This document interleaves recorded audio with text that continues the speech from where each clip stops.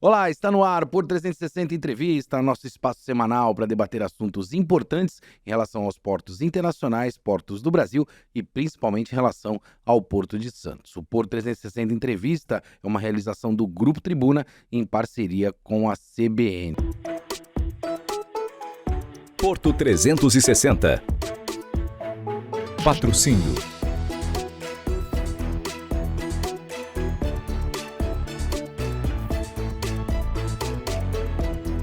Esta semana tenho a grata surpresa de bater esse papo com meu amigo Ricardo Martins, que é vice-presidente da Hyundai na América Latina e também na América Central. Ricardo, obrigado pela tua disponibilidade de estar aqui com a gente no Por 360 Entrevista.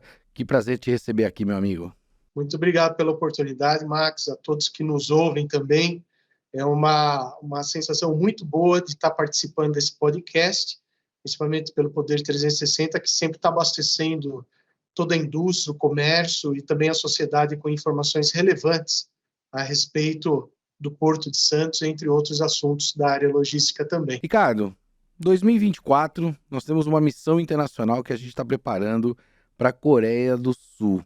E eu tenho olhado com muito cuidado, para ser muito franco, olhado com lupa para essa relação chamada Porto-Indústria. Todo mundo fala da relação Porto-Cidade, eu acho que se perdeu em muitos aspectos, mas eu acho que o fomento econômico, né, principalmente o futuro, tem relação direta com essa relação do Porto com a indústria. A gente sabe que a Coreia faz isso como ninguém. Você esteve presente em eventos nossos, né, onde eu tive a possibilidade de mediar, e você trouxe uma série de insights dessa relação Porto-Indústria. E eu queria que você compartilhasse conosco. Por que no Brasil, né, o porto e a indústria ainda não têm uma relação, né, se assim eu posso dizer? Olha, não que o mundo seja perfeito, né, fora do Brasil. O Brasil tem muitas qualidades, o Porto de Santos tem muitas coisas excelentes que são benchmark também.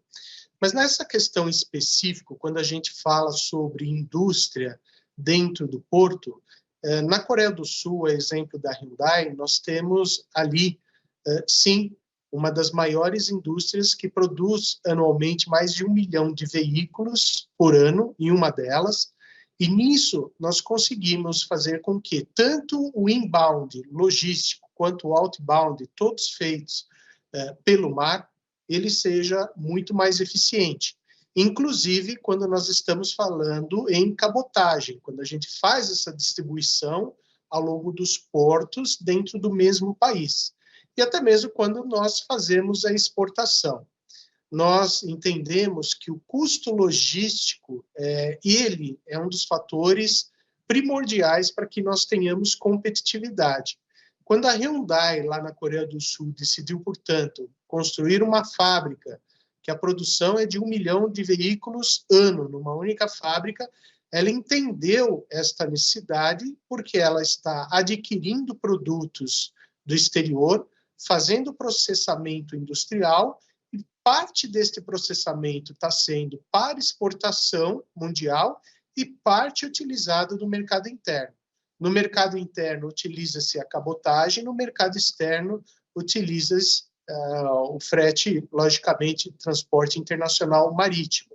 E com isso, nós conseguimos fazer com que o produto chegue dentro do tempo que nós precisamos com um custo reduzido, pois, queira ou não, o custo frete marítimo, ele realmente é muito competitivo quando comparado com outras modelagens existentes. Ricardo, você fez algumas pontuações que, francamente falando, no meu entendimento, está associado diretamente a esse arranjo logístico mundial que a gente tem, né? A gente tem alguns pilares e a gente percebe que, principalmente pós-pandemia, esses arranjos, eles vêm mudando de uma maneira mais célere do que era no passado, né? E nesse momento atual que a gente vive, a gente percebe que fruto de guerras, né, fruto de novas estratégias comerciais mundiais, esses arranjos logísticos, eles vêm mudando, né, significativamente. Por que eu coloco esta pergunta? Porque a gente percebe que no Brasil a gente tem uma demora muito grande para fazer reformas estruturantes, principalmente no tocante à infraestrutura. Isso está relacionado diretamente com o custo, quando a gente fala de fabricação, né, de ser uma Uhum, unidade fabril. Como é que a Hyundai olha para o cenário da América Latina? Eu vou expandir um pouco mais, né? Porque eu acho que isso é uma uhum. particularidade da América Latina, você me corrige se eu estiver errado. Como é que a Hyundai se comporta nesse vetor ou nessa variante chamada custo? Bom, o ponto principal é que, realmente, o Brasil, de novo, tem excelentes portos, como é o Porto de Santos. Porém, a parte estruturante, essa parte no qual você tem que fazer uma ligação do porto com outros meios modais, e que necessita, sim, de uma política de integração logística, né, ela está muito aquém de outros países. Isso daí é ponto pacífico. Nós, por exemplo, como que a Hyundai ela enxerga que poderia ser mais eficiente, tendo em vista outros países que a gente já opera. Por exemplo, quando a gente observa a parte logística rodoviária de acesso a determinados portos no Brasil, incluindo o Porto de Santos, nós sabemos que a parte de transporte ferroviário poderia ser muito melhor aproveitado e melhor distribuído. De que maneira? Veja só. Hoje nós sabemos que na região do Porto de Santos e também do Guarujá, nós, dependendo do dia, nós temos um tráfego de caminhões gigantesco.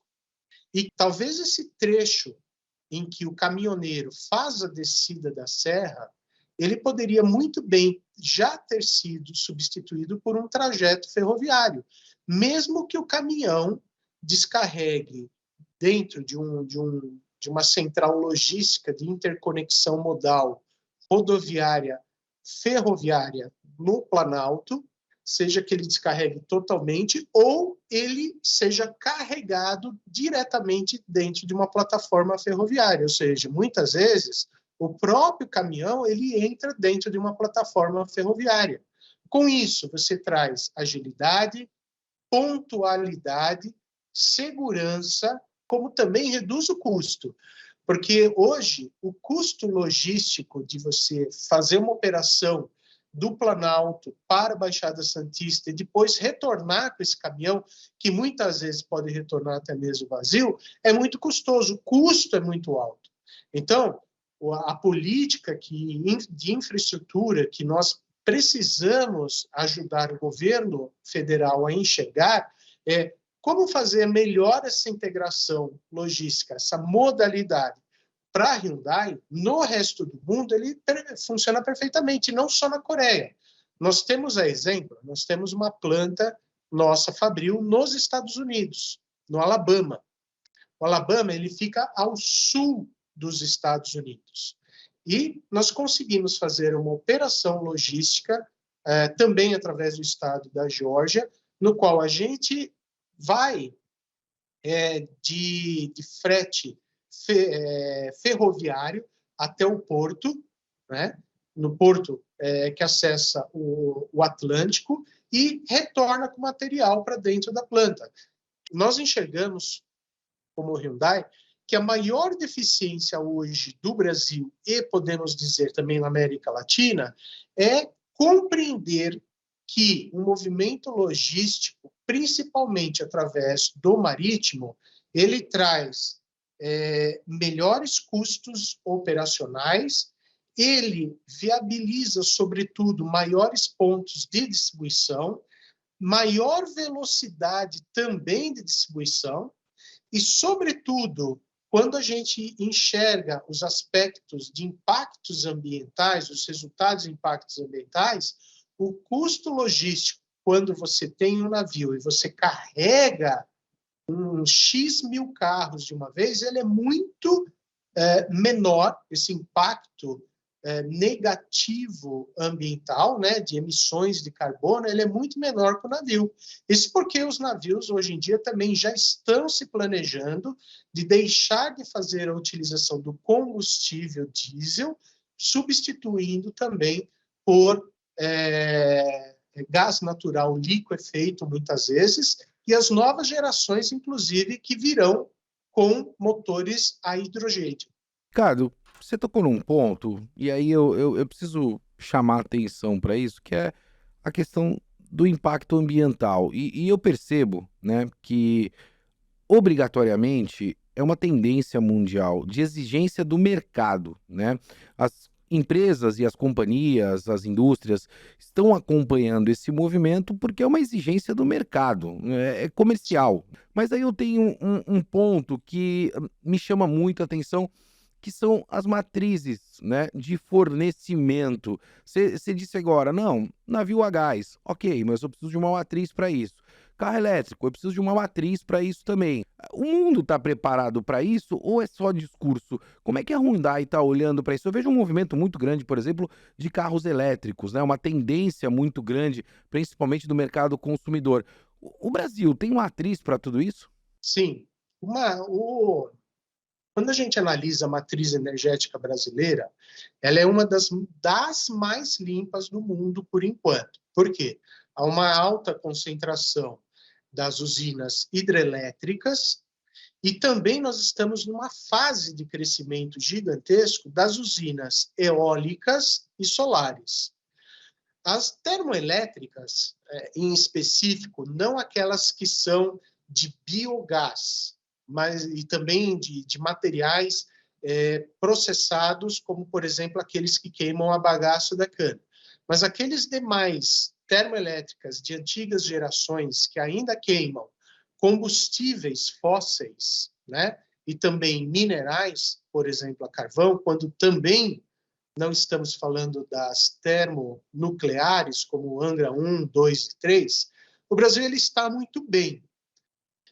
O problema do nosso país não está somente em que, conforme o avanço das tecnologias elétricas, da mobilidade e também no uso diário estão crescendo, e que existe uma preocupação em avançar com mais investimentos na geração de energia elétrica, a nossa maior preocupação é como avançar com os investimentos na distribuição desta energia. E por que é necessário isso daí? Talvez alguns dos nossos ouvintes possam pensar, não, distribuição é fácil, é só fazer as linhas de transmissão.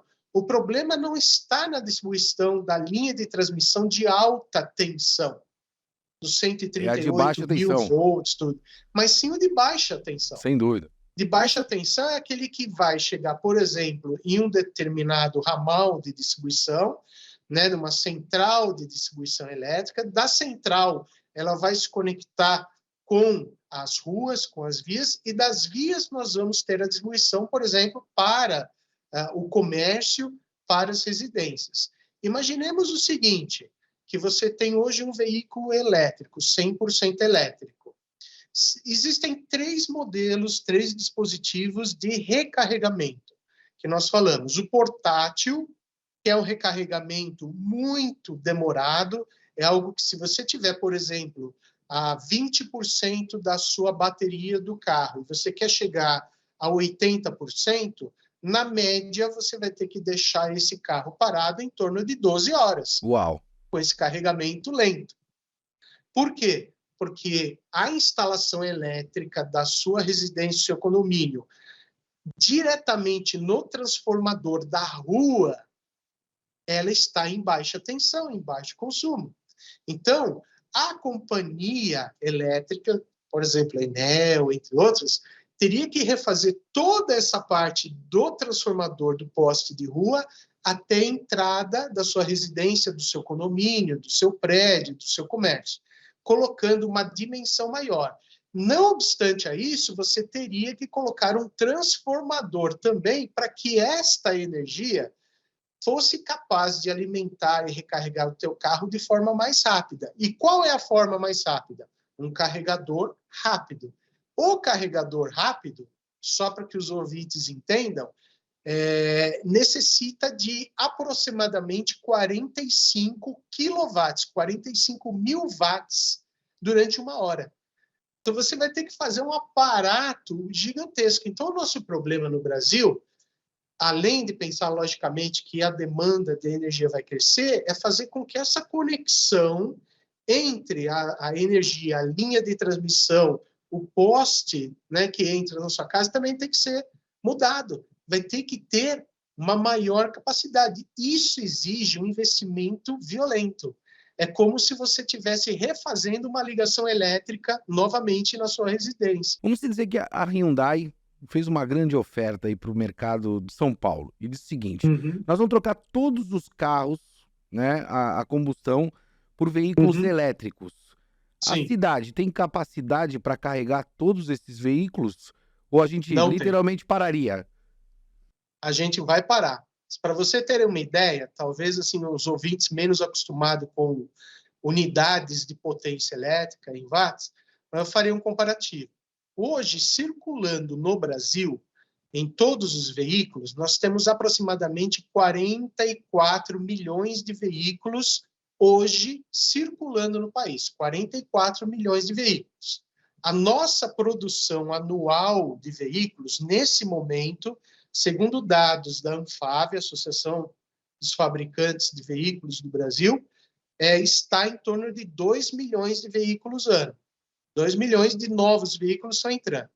Se nós tivermos hoje 500 mil veículos 100% elétricos conectados a uma tomada elétrica no Brasil inteiro, veja, em âmbito nacional, 500 mil veículos, só a unidade de medida, deixando de lado, mas comparando, nós vamos precisar de uma usina atômica Angra 1. Uma usina atômica a mais. Uma usina atômica Angra 1 a mais. Antes desse movimento todo de sustentabilidade, a gente tem uma lição de casa significativa para fazer, porque a gente está olhando só o universo automobilístico, né? A gente está olhando também aqui no Porto, Ricardo, para equipamentos elétricos, né? A gente tem uma deficiência muito grande de fornecimento, a gente está olhando para caminhões também, com uma nova matriz de fornecimento. Então, para que tudo isso aconteça, obrigatoriamente o Brasil tem que fazer uma lição de casa violenta para que a gente possa atender essa demanda. Como de costume, meu amigo, tinha tanta coisa para te perguntar aqui, já fica o convite para você voltar aqui no Porto 360, mas eu queria te fazer duas perguntas, né, se você me permitir. A primeira, né, olhando a indústria automobilística, como é que ela está se comportando hoje, né, dentro do comércio exterior e principalmente com relação ao Porto. E para fechar, né, a Hyundai participou de um projeto que eu adoro, né? E a gente participou graças a você, que é o Porto Desafio, né? Onde a gente insere as pessoas dentro do setor portuário. E uma das premiações foi uma visita à Hyundai, à fábrica da Hyundai. Eu não sei como te agradecer, porque ficaram todos maravilhados, deu uma repercussão gigantesca. O nosso programa foi ao ar em 4 episódios, na grade da TV Tribuna, afiliada da Rede Globo. E assim, a gente movimentou a nossa região, a nossa cidade, e foi um projeto que teve mais de 300 mil votos. Então eu queria aqui publicamente, Ricardo, te agradecer por abrir as portas da Hyundai para um projeto tão bonito como esse, que é o Porto 360. Realmente, poder inserir a Hyundai dentro desse espetacular programa que você vem desenvolvendo, ele faz com que leve conhecimento a toda a população brasileira e, sobretudo, traga a importância do nosso Porto de Santos. Mas respondendo também à sua pergunta, hoje a Hyundai ela exporta para diversos países. Então, nós fabricamos o HB20, o Creta, aqui no município de Piracicaba, nós fazemos o transporte até o Porto de Santos via rodoviário. Ao chegar no Porto de Santos, nós temos um navio especial, um navio que nós chamamos de Ro-Ro, que é Roll In, Roll Out, né? No qual o veículo ele entra rodando, ele não entra, para aqueles que têm curiosidade, ele não entra dentro de um container, ele entra dentro do navio, o navio totalmente encapsulado, né? Protegido de maresia, tudo. E é uma caixa de sapato, literalmente. E nós exportamos esses veículos através do Porto de Santos, indo para todo o Mercosul, digo então Uruguai, Paraguai e Argentina, e nós também subimos todo o Oceano Atlântico, entrando no Panamá para acessarmos os países andinos, a exemplo, Colômbia, e também através do Mar do Caribe, que nós vamos distribuir também o HB20 Creta para o México. Então, nós temos México, Colômbia e todo o Mercosul sendo abastecido. Estamos viabilizando outros estudos também para atravessarmos não somente o Atlântico, mas também o Pacífico, para podermos exportar. Então, Santos, o Porto de Santos é um grande operador logístico, é um dos melhores custos de operação que nós temos hoje. Ele tem percebido, o Porto de Santos e todos aqueles que cuidam da estratégia do Porto de Santos, têm se preocupado justamente com o futuro logístico, o custo logístico e atrair cada vez mais empresas para a sua operação. Então, a Hyundai ela enxerga o Porto de Santos como um fator totalmente estratégico para o sucesso da nossa empresa. Ricardo Martins, vice-presidente da Hyundai na América Latina e também na América Central. Ricardo, maio, nós estamos indo para a Coreia do Sul. Eu já te pedi, quero visitar a fábrica da Hyundai lá na Coreia do Sul. Depois a gente bate um papo lá no WhatsApp e vamos acertar essa agenda da nossa visita. Meu amigo, muito obrigado pela tua participação aqui. Eu não tive a oportunidade de ir junto com o pessoal do Porto Desafio, mas eu sei que você já me convidou e eu vou aí na tua fábrica aí em Piracicaba. Manda um abraço para todos, para tua equipe que é maravilhosa e recebeu a nossa equipe aí com total carinho e a gente ficou muito feliz. Muito obrigado, meu amigo.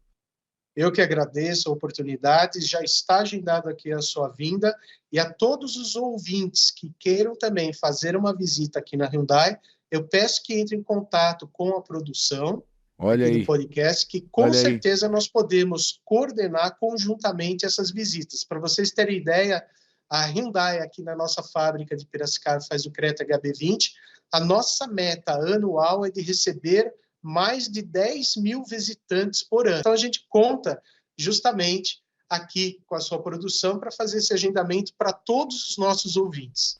Tá aí, vou lançar esse desafio. Então, vai lá no Instagram do Porto 360, Porto 360 AT, tira uma foto de um veículo da Hyundai, marca o Porto 360 AT, marca a Hyundai e coloca o hashtag lá. Hashtag eu quero ir na fábrica da Hyundai. E a produção vai te monitorar e a gente vai ajustar essa tua visita lá na Hyundai. Eu vou ficando por aqui, como você bem sabe, movimentando sempre muito mais do que informação. Forte abraço e até semana que vem.